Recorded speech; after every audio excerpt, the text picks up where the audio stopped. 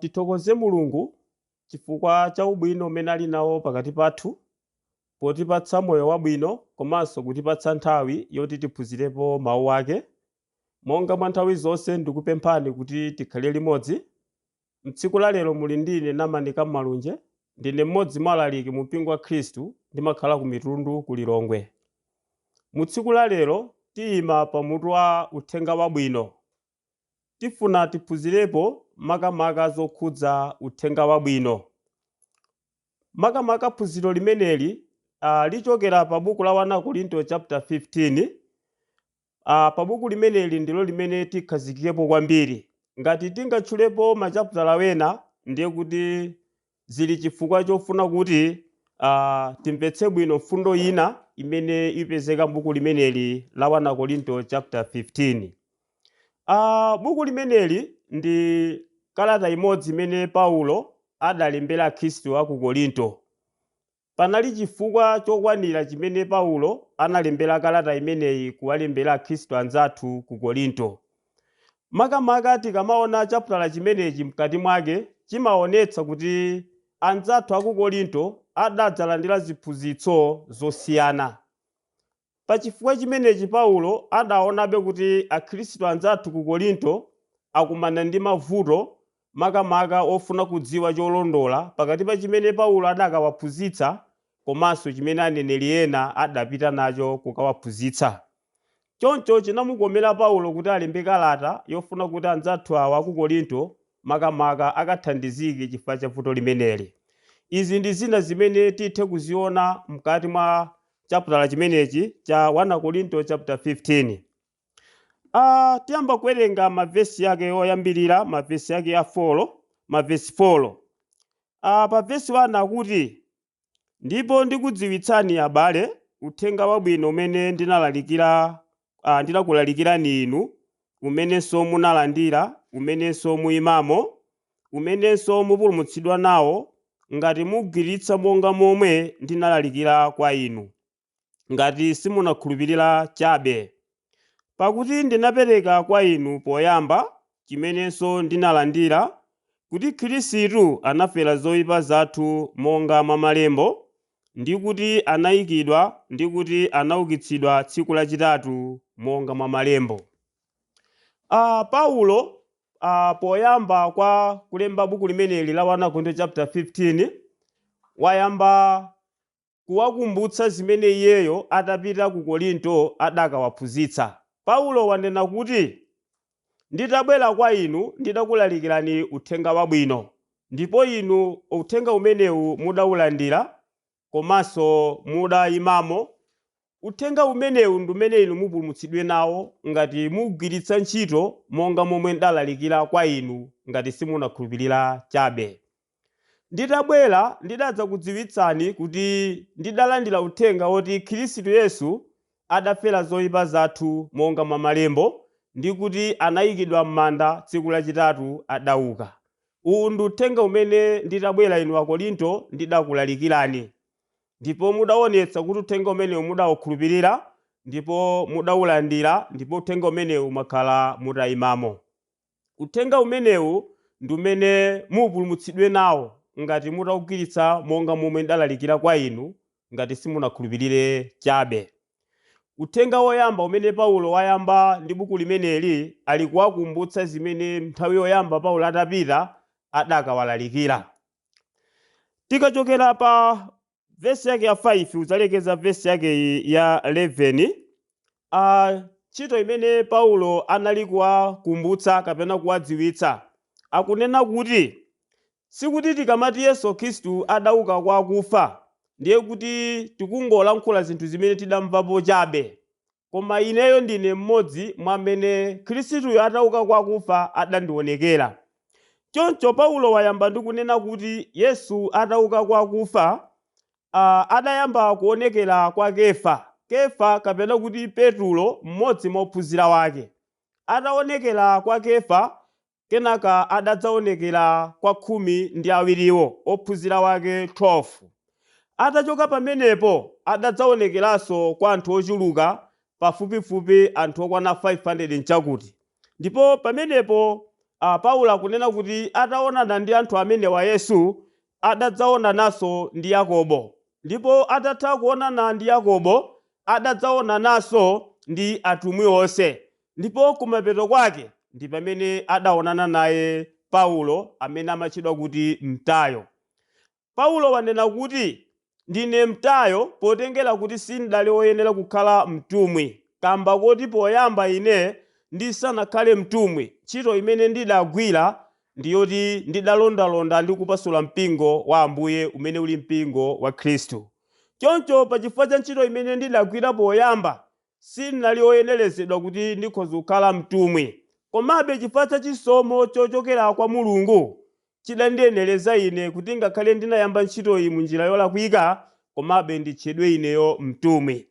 Choncho dziwani kuti Yesu Khristu pamene adauka kwa akufa patsimikizika ndithu. Dziwani kuti Yesu Khristu adauka kwa akufa, sikuti adangotuka kwa akufa mwamseriye kunyamukupita kumwambayi. Adakhalako ndi masiku ofuna kupereka chikhulupiriro kwa anthu, makamaka kuti atsimikizedi kuti iyeyo ndi amene anafa ndipo pameneponso adauka.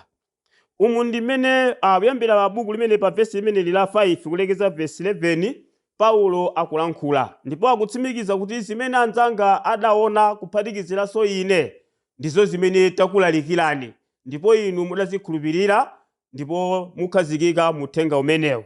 Anayamba kulankhula choncho Paulo.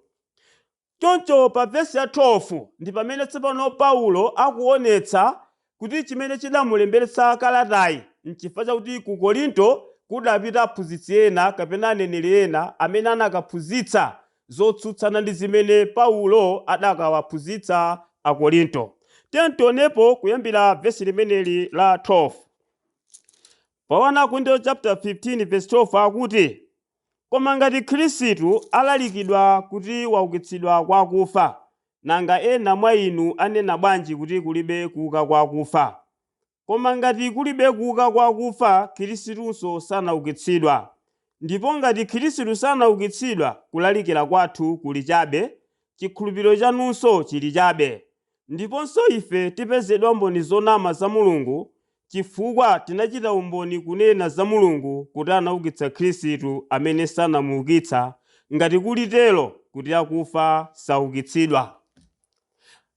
Kuyambira verse 12 pamenepa Paulo ndi pamene akuonetsa chimene chidampangitsa kuti alembe kalata imeneyi kuwalembera Khristu a ku Korinto.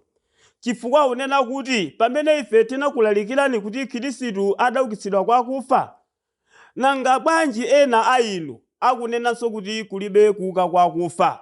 Tsono ngati kulibe kuuka kwa akufa, ndiye kuti ife tidakulalikirani zachabe, chifukwa tidakulalikirani kuti Khristu adaukitsidwa kwa akufa. Choncho ngati sikudzakhala kuuka kwa akufa, zotanthauza kuti Khristuso sanaukitsidwe.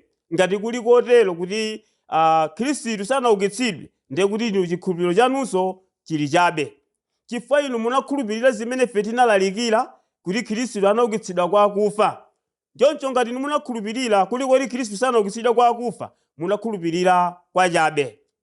Komanso ife tipezedwa mboni zonama za Mulungu, chifukwa pamene timalalikira kuti Yesu anaukitsidwa kwa akufa, tidatsimikiza kuti Mulungu ndi amene anagwira ntchito yomuukitsa Yesu kwa akufa.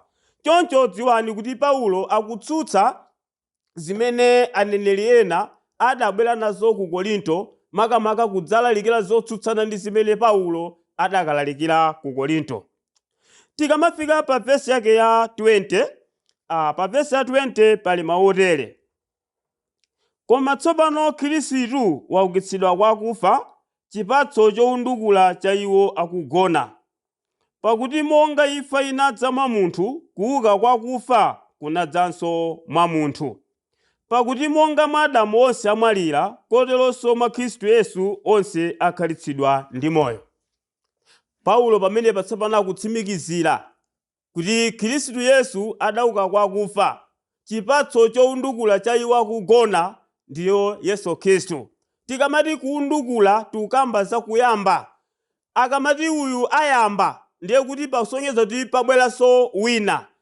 Sitinganene kuti uyu ayamba ngati sikubweranso wina. Choncho ngati Yesu amauka kwa akufa, watchedwa kuti ndicho chipatso chowundukula cha iwo akugona, akutanthauza kuti Yesu watsogolera ndipo anthu ochuluka adzatsatanso mbuyo mwake, adzauka kwa akufa. Choncho Paulo akutsimikiza zimenezo ndi akunena kuti monga mukudziwa kuti imfa idalowa mwa munthu mmodzi Adamu, komanso tidzakhala ndi moyo chifukwa cha munthu mmodzi amene ali Khristu Yesu.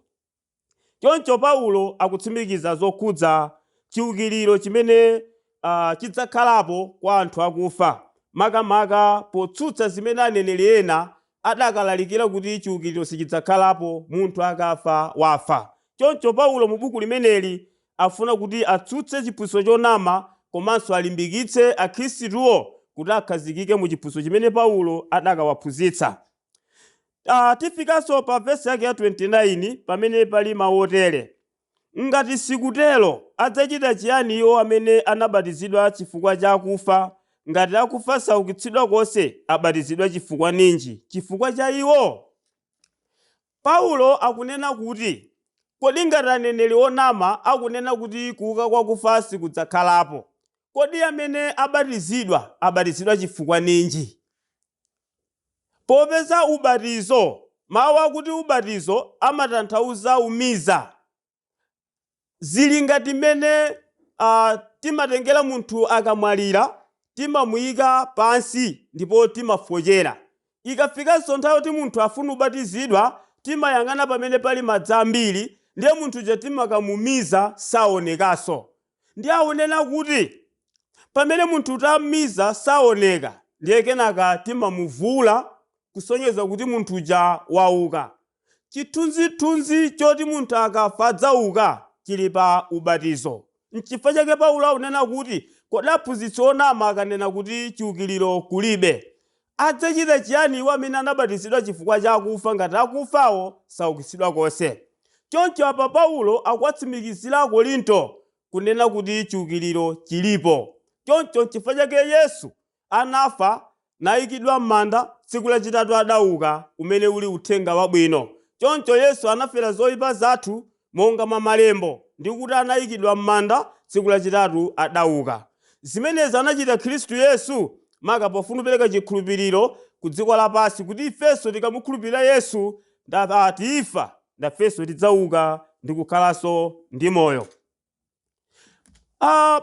Pamene tifika pa buku ili tikabwerera pambuyo pang'ono pa vesi yake ya 24, pamene tifuna titanthauzire buku limeneli, tikhale nalo funso lakuti tamva zoti anthu akufa adzauka, kodi adzauka liti? Pa vesi ya 24 buku limeneli la 1 Korinto chapter 15 akunena kuti pomwepo pali chimaliziro pamene adzapereka ufumu kwa Mulungu ndiye Atate, atatha kuthera chiweruziro chonse ndi ulamuliro wonse ndi mphamvu yomwe. Pamene pa Paulo akutidziwitsa nthawi imene anthu akufa adzauka, ndi nthawi imene Khristu Yesu ali kuyembekezera kubweranso kachiwiri. Pa nthawi ya kubweranso kwa Khristu adzafunika kuti aweruze dziko asanapereke ufumu, asanapereke mpingo wake kwa Atate ake. Koma asanatero padzafunika kuti amene adafa auke, kuti iwonso aweruzidwe pakubwera kwa Khristu. Choncho chiukiriro chilipo Yesu akabwera. Choncho sitisoweka kudziwa uthenga wokamba zakuti Yesu abwera liti, chifukwa nthawi imene Yesu amachoka pa dziko lapansi adatsimikizira kuti palibe munthu amene angadziwe, angakhala angelo akumwamba kapena inenso mwana, akudziwa za tsiku ilo ndi Atate yekha. Koma chimene chikudziwika bwe kwa ife ndi chonena kuti Yesu pa nthawi imene azidzabwera, anthu amene adafa adzauka, chifukwa Yesu Khristu ayembekezera kuti adzaweruze. Choncho chiweruzo chikadzatha, Yesu Khristu adzatenga ufumu wake kapena kuti mpingo wake kukaupereka kwa Atate ake. Zimene Paulo akunena mu ndime imeneyi. Pa vesi yake ya 35 pali funso lakuti kodi akufawo adzaukitsidwa bwanji nanga adzafika ndi thupi lotani? Pamene patiwerenga 1 Korinto chapter 15 pa vesi lake la 35, koma wina adzati akufa aukitsidwa bwanji ndipo adzanalo thupi lotani? 36, opusa iwe, chimene uchifesa wekha sichikhalitsidwanso cha moyo ngati sichifa. Ndipo chimene ufesa sufesa thupi limene lidzakhala, koma mbewu yokha kapena ya tirigu kapena ya mtundu wina, koma Mulungu ayipatsa thupi monga afuna ndi kwa mbewu yonse thupi lake. Paulo akunena kuti kodi kapena wina angafunse kuti kodi anthu podzauka kwa akufa adzauka bwanji, nanga kodi poukako adzauka m'thupi lotani? Ndi akunena kuti utakhala kuti iweyo ndiwe mlimi ndiye kuti iweyo ndiwe wopusa. Chifukwa chimene umachifesa wekha sichitheka kukhalitsidwa chamoyo ngati poyamba sichifa m'nthaka. Apa afuna kutanthauzira kuti pamene titenga mbewu yathu ukayika m'nthaka ndiye kuti timabzala thupi lina, koma tikanena kuti mbewu ija yayamba kumera imatulukanso ndi thupi lina. Ndiye akunena kuti ngati mchikumbe amadziwa zimenezi ndiye kuti sanayeneranso kufunsa kuti nanga kodi amene takayika kumandawa pa nthawi yodzauka m'thupi lotani. Ndiye chifukwa Paulo akunena kuti opusa iwe, chimene umachifesa wekha sichingathe kukhalitsidwanso chamoyo ngati poyamba sichifa m'nthaka. Timatenga chimanga kupita nacho kumunda, timakakumba phwando, ndiye timatenga chimanga chankuponya pa phwando paja ndiye timafochera. Mchimodzimodzinso munthu akati wamwalira ndiye kuti kumakakumbidwanso phwando kapena kuti dzenje kumanda. Ndipo phwando limeneli ndilo limene timakayikamo munthu wakufa ngati kubzala mbewu. Ndiye akunena kuti pamene tili nalo funso lofuna kudziwa kuti kodi pamene ifeyo tidzauka m'thupi lotani, ndiye akuti yankho tilipeze pamene ifeyo tikupita kokayang'ana mbewu zathu. Kuti pamene tapita kokayang'ana mbewu zathu taonadi kuti timaponya thupi lina pansi, koma tikakhala kuti mbewu ija ikumera Mulungu amayipatsa thupi lina latsopano. Ndiye Paulo akunena kuti ndi imenenso zidzachitikire kwa anthu akugona m'manda. Anthu podzauka kwa akufa adzauka m'thupi latsopano, osakhala thupi limene iwowa adakalowa nalo m'manda. Ndicho chimene Paulo akuchitanthauzira pa vesi limeneli kuyambira vesi 35 kudzalekeza vesi yake ya 37. Akunena kuti ndithu mbewu tikabzala Mulungu amakayisintha thupi, ndimene thupi likasinthidwa ndi pamene mbewuyo imatuluka kunja. Choncho ichinso ndi chimodzi chimene Paulo afuna kutiunikira mu buku limeneli la 1 Korinto chapter 15. Pamene tifika pa vesi yake ya 50 akuti koma ndinena ichi abale kuti thupi ndi mwazi sizingalowe ufumu wakumwamba kapena chivundi sichilowa chisavundi. Vesi yake ya 51 taonani ndikuwuzani chinsinsi sitidzagona tonse koma tonse tidzasandulika mkwamphindi mkuthwanima kwa diso pa lipenga lotsiriza. Pakuti lipenga lidzalira ndipo akufa adzaukitsidwa osavunda ndipo ife tidzasandulika. Paulo akunena kuti thupi lathuli liyenera kuti lidzasinthe. Ndakuti chakufa ichi chiyenera kuvala chosafa, kapena chovunda ichi chiyenera kuvala chisavundi. Afuna kunena kuti thupi lathu limene tili nalo ife loti limafa komanso limavunda kapena kuti limaola. Ndiye akuti Mulungu afuna kuti thupi limeneli adzalisinthe kuti umunthu udzavale thupi limene silingafe, thupi limene silingaole. Ndiye chifukwa chake akunena kuti chakufa ichi chidzavala chosafa, chovunda ichi chidzavala chosavunda. Akulankhula choncho Paulo polembera Akorinto makamaka powatsimikizira zatsogolo lathu tikamwalira. Paulo wanena kuti sitidzagona tonse koma tonse tidzasandulika. Afuna kunena kuti chani mawu kuti sitidzagona tonse koma tonse tidzasandulika? Pamene Khristu azidzabwera adzapeza wena ali m'manda koma adzapeza wena ali ndi moyo. Ndiye chifukwa kunena kuti sitidzagona tonse. Sikuti Yesu adikira tonse timwalire tikayikidwe m'manda pamene azidzabwera ayi, koma adzafika ena ali m'manda ena ali ndi moyo. Ndiye chifukwa kuti sitidzagona tonse. Koma anena kuti tonse tidzatani? Tidzasandulika.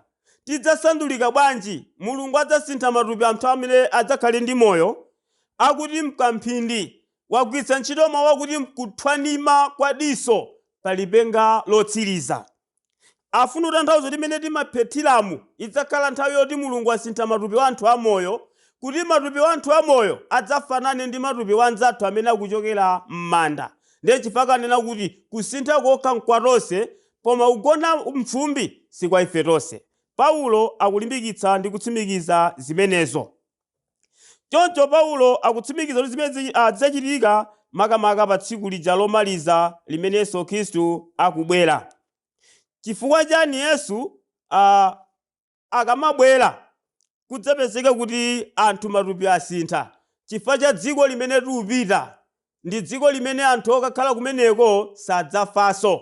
Ndiye popeza ndi anthu oti sadzafanso akakapita ku paradaizo, ndiye pafunika thupi loti likakhale kumeneko likagwirizane ndi dziko limenelo. Ndiye chifukwa chake matupi athu ayenera ndithu kuti adzasinthe.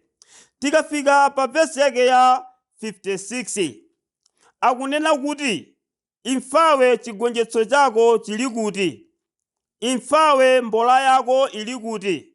56 koma mbola ya imfa ndiyo uchimo, koma mphamvu ya uchimo ndiyo chilamulo. Paulo akunena kuti ife tikadzakhala kuti matupi athu asintha, tsopano tavala thupi limene ifeyo silingathenso kufa, ndiye kuti imfayo idzakhala kuti yagonja. Lero ikadali ndi mphamvu chifukwa tikadali ndi thupi limene limafa, chifukwa tikadali ndi thupi limene limaola, ndiye kuti imfa ikadali ndi mphamvu kwa ife. Koma nthawi imene Mulungu adzapereke matupi atsopano amene ife sitingathenso kufa, ndiye kuti pamene imfayo idzagonje. Ndiye akunena kuti imfa ikadzati yagonja chifukwa ife tavala matupi atsopano, ife tidzakhala ndi mwayi oyilalatira imfayo. Tidzayilalatira bwanji?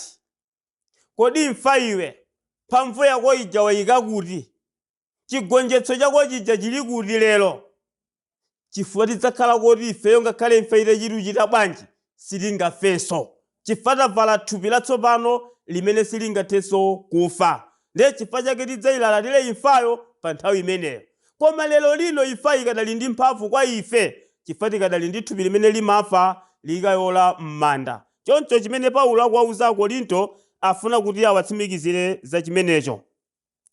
Pa vesi yake ya 57 koma ayamikike Mulungu amene atipatsa ife chigonjetso mwa Ambuye wathu Yesu Khristu.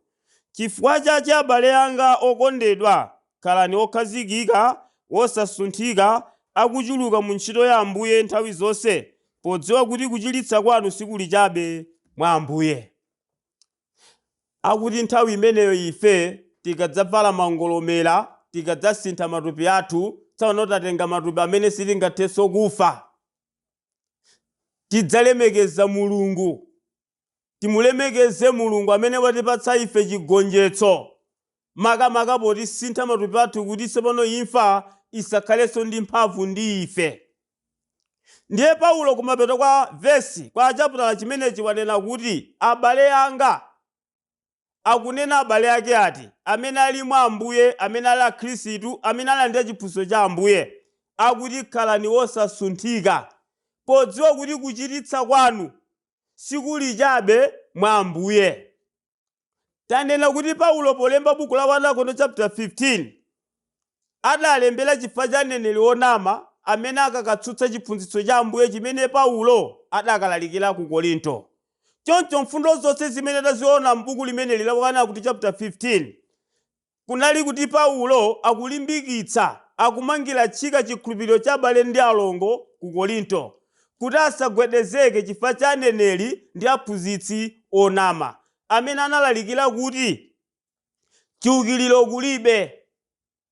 Pamene Paulo ndi atumwi ena adawaphunzitsa kuti munthu akafa adzauka, ndipo Mulungu adaonetsa chipatso chake chosonyeza kuti munthu akafa adzauka pamene adamuukitsa Yesu kwa akufa. Choncho nzolondola kuti Yesu Khristu adafa, adayikidwa m'manda, tsiku lachitatu adauka. Umenewo ndiwo uthenga wabwino umene upita kwa dziko lonse lapansi. Komanso tidziwe kuti Khristu pamene amafa samafa chabe, koma amafa chifukwa cha machimo athu. Kuti ife tikakhulupirira kuti Yesu anafera machimo athu, tisiye machimowo, tikalapa machimowo, tivomereze kuti Yesu ndiye Ambuye, tikabatizidwa, tikhale mwa Ambuye, nudzakhala wokhazikika mchiphunzitso chake. Ndiyo tikatero pamene ikwana nthawi ndiye kuti ife tikadzafa tiyembekezera tsiku lotsiriza kuti tidzauka tidzakhalanso ndi moyo, ndipo tikatero tikakhala ku dziko limene munthu sadzafanso.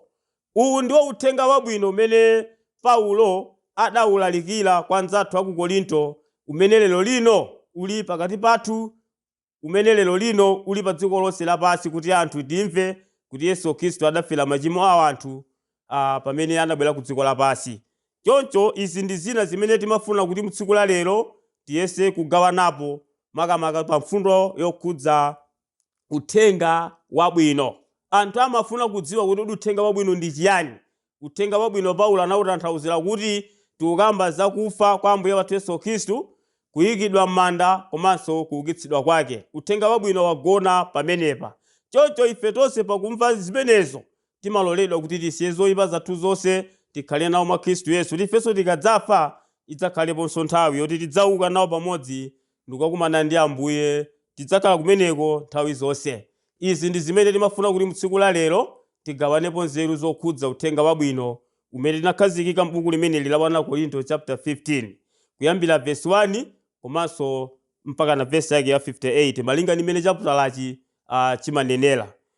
Tithokoze kwambiri kuti munali pamenepo kuphunzira ndi kumvetsera nawo mawu a Mulungu. Mtsiku la lero munali ndine m'bale wanu mwa Ambuye Namani Kammalunje, mmodzi mwa alaliki mu mpingo wa Khristu, makhala ku Mitundu ku Lilongwe mudzi mwa Sanduliza. Mulungu adalitse tonse. Amen.